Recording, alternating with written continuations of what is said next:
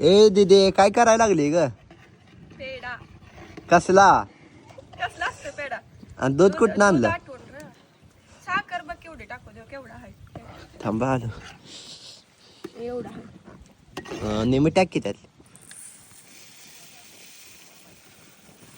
बस. तू diet सोडली नाही का? हा डाएट सोडून आता 3 दिवस झाले.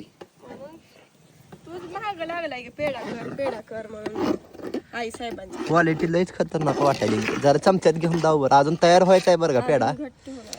घट्ट होणार आहे. घरच्या घरी आपला पेढा तयार केला. घरच्या आपल्या म्हशीच्या दुधात चालू आहे निवेदन. देदू बाळ म्हणलं. हा तुला घरचे खायची लय हौस आहे. देदू बाळानं सकाळपासून आठवलाय पेढा माझ्यासाठी. उगाच नाटकं म्हणलं पण तो सेट तर पातेल्यापासून हल्ला नाही सकाळवर. आणि माझं नाव घेतो का उगाच. इकडं आता साखर टाकायला आली होती, साखरच त्याला कळत नाही म्हणून. मस्तपैकी इकडं माळावर चूल मांडली आणि चालू आहे.